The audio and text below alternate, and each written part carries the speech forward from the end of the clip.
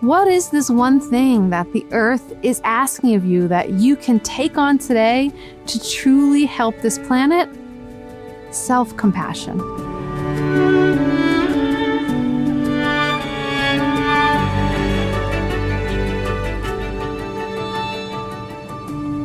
Hello and welcome back to Remember Why You're Here, a podcast for seekers and sensitives where you can relax, receive, reconnect to yourself, and remember the most important thing of all, why you're here. I'm Asia Suler, author, earth intuitive, teacher, and in this episode today, I wanted to revisit a message that has really been at the core of the center of my life now for many years, and one that I need to hear again and again. Life is just one of those things that continues to happen. And I find that being sensitive means not just being attuned to our own journeys, the things that are happening in our personal lives. It's also about being aware of what's happening in the larger community, in the world as a whole, in humanity. Whether or not we realize it, we're often attuning to these big, larger themes around us. And I know for myself, as I go about my day-to-day daily life, I can often start to get this feeling like I'm not doing enough. Like somehow my ability to show up for the world is not up to snuff. That the way in which I'm showing up in a day-to-day kind of way, in my work, in my parenting, in my relationships, and my business, that there's something that I'm not fulfilling. And so much of this comes down to, as sensitives, our drive and our orientation to be attuning to other people. This is part of the setup of being a sensitive person. And in particular, the experiences that we have throughout our life, that we often receive this message that we are most valuable when we are tuning to other people. And this includes relationships in our life, but this also includes, wider global patterns, the larger stage. And there's a reality in which, as sensitive people, we actually do have a really strong ability to hold compassion, to connect to humanity as a whole, to envision better futures, to recognize patterns of what's happening in the world, and have the ability to access visionary states, visionary information to bring in data, to bring in awareness of how to shift. So all of this is true. And at the same time, we can also get a little lost in constantly projecting our awareness outwards. And when we do this, we start to self-abandon. And so anytime I start feeling like I'm somehow doing it wrong, when I start feeling like I'm not doing enough, when I start having this stress, like my little life is somehow not up to snuff, I come back to this message, to this transmission, this awareness that has really been at the heart of my work for so long. So let's go ahead and play this audio, what the earth is asking of you, so that if you are in a moment of time right now where you are really feeling like you're holding a lot in your heart, like you're really wondering how you can show up for the bigness of this time, keep listening, because this is your ability right now to connect into the truth of what the earth is asking of you. For those of us with an ecological consciousness, we're always asking ourselves, what can I do? What can I do to help this earth? What can I do to help the healing? Often the options or the solutions seem really overwhelming, like something that would be impossible for a single person to take on or would take many lifetimes. But what if there was something? What if there was a solution and something that you could do, something that you could start doing today that would make all the difference in the world? What is this one thing that the earth is asking of you that you can take on today to truly help this planet? Self-compassion. I used to think self-compassion and selfishness went hand in hand, but the exact opposite is true. Self-compassion is about learning to see ourselves, to understand ourselves as a whole part of nature. Just as a tree is a beautiful part of this planet, self-compassion helps us to see the same within ourselves, and it helps us to come back into wholeness within our own being. The roots of the problems in our world right now come from fragmentation. It comes from wholeness having been broken. I remember hearing the physician and author Gabor Mate describe trauma as a disconnection from yourself. In the moment that trauma happens, the experience is too intense that we can't fully stay with ourselves, so we actually break from ourselves. Now, this is a way to adapt to the stress and shock of this moment, but then we always need to be able to come back on the other side, to come back into wholeness. Now, if we look at the world at large, what we see is trauma playing out in basically every man-made disaster and ecological hurt that's going on this planet. It's the trauma of individuals and whole cultures who are disconnected from themselves, who don't remember their wholeness. When we can have compassion for ourselves, what we've experienced, how we react to things, what's going on in our life, we come back to our own wholeness. We reclaim the wholeness within us. We begin to heal our trauma by simply coming back to this wholeness and reuniting with the width of who we are.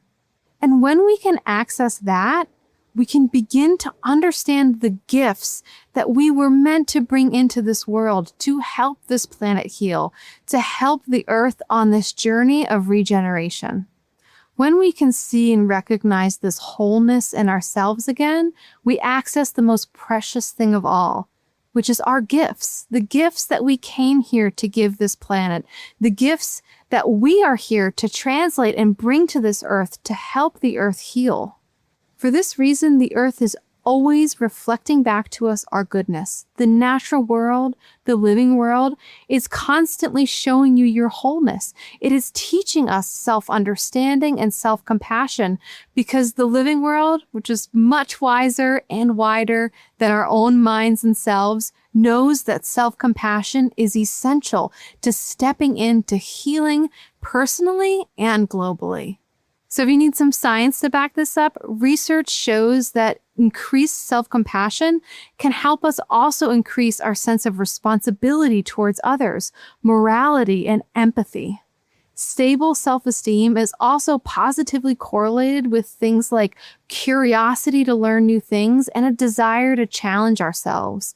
If we take all of this as a whole, we see that learning self-compassion is not a side pursuit in the healing of ourselves in the world. It is essential that when we learn how to have compassion for ourselves, we step into our power as those who hold healing and hold gifts for this planet, for our communities, and for ourselves. Learning self-compassion has been a huge part of my journey here on this planet. If you had asked me 10 years ago if I struggled with self-compassion or self-love, I probably would have told you no. And it was because I was so disconnected from what true self-compassion felt like that I wouldn't have even have known that what I experienced about myself or the way I saw myself in the world wasn't actually my wholeness. I wasn't seeing myself for who I really was. Now, there's a lot of reasons why we can start to doubt our own goodness and lack compassion for ourselves. And normally it boils down to some sort of trauma in our life, which all of us have experienced at some point in our existence. But the incredible thing is, all you need to do is spend time with the living world, and this earth will show you your wholeness again. It will lead the way back to self-compassion. And this is exactly why I wrote my book, Mirrors in the Earth, Reflections on Self-Healing from the Living World. This book is a guide from the living world that takes you on a journey in tandem with nature to go from self-recognition to self-acceptance to true self-compassion. Each chapter will introduce you to the living world, to a process that is going on around you, to the magic of this earth we call home. And it will show you exactly what the earth showed me through all these explorations, that you are good, that you are worthy, that you are needed, and that you are beloved. Because at the end of the day, the truth is, Self-compassion itself is a force of ecological healing. The earth knows this, and it's time for us to remember this as well. Your journey of learning to come home to yourself is essential to the whole, and I wrote Mirrors in the Earth to help you on that journey. This piece of self-compassion being a force of ecological healing, self-compassion being the thing that the earth is asking for us, has been so essential for me in my life. And I think it's really important for us sensitives to remember, because the thing is, even the fact that we are asking this question, what is the earth asking of me, is an indicator of our heart, is an indicator of our compassion, is an indicator of all the ways in which we are actually so dedicated to this planet. I really think as sensitives, we come in with a deep desire to be of service to this planet, that we come in and have this sort of innate, deep connection to the earth. And I just really want to take a moment today to honor you for the fact that you asked that question, for the fact that you are curious, and just for you to know that the fact that you're asking that is an indicator of how deeply you care. And the earth wants you to remember that you are nature, you are the earth, and that everything begins from this place of self-compassion. And even though I clearly wrote a whole book on this, it's something that I need to remind myself of again and again and again. Because a lot of times those programs of self-admonishment, of putting ourselves last, of somehow feeling like we are doing it wrong, those programs are strong. Those programs can really be interwoven into the fabric of our lives in ways we have a hard time seeing. And so grounding in this awareness every day that one of the biggest gifts you can give this earth is self-gentleness, self-acceptance, and self-compassion. So I'm curious today, what is one thing you can be gentle with yourself about? Is there something that you've been bringing up again and again as a self-criticism today? Is there something, even if it's subtle, that you've been putting pressure on yourself around to do or to accomplish? Just take a moment right now and notice that voice. Notice whatever is connected to the stress or the activation in your body right now. Notice what that voice is saying. And then once you notice what this voice is actually saying, because sometimes we're not even realizing what that voice is actually saying, but once we can tune into what that voice is actually saying, then we can come in with some self-gentleness. So sometimes I imagine that the earth is speaking to me through my voice. Sometimes it's a tree or a flower, but I allow that voice to come through, and I speak to the part of me that is really trying to keep me safe in so many ways, trying to keep me safe by trying to keep me in line, by constantly self-monitoring. And I bring in this other voice, the voice of the earth, the voice of the plants, the voice of the angels, whatever works for you. And I reply. And in that reply, I try to find any way in which I can just be gentle myself today. Sometimes it just begins with saying, that makes sense that you feel that way. And in this moment, I'm going to give myself permission to slow down. That makes sense that you'd be wanting to monitor right now. And right now, what's most helpful is for me to remember that I'm just human. That makes sense. And for now, I'm going to put that thought down and simply breathe. So tune into the gentle response that is being asked for here, that the response that helps that part of you that is constantly self-monitoring to just relax, even just 5% here today. Because I promise you, when we can connect to self-gentleness in moments like these, we access so much more creativity, so much more vision, so much more potential, and we come back into the one place where we can really make the greatest change in this world, and that's within our own selves. So thank you for being with me today as we revisit the absolute need for self-compassion that we sensitives have.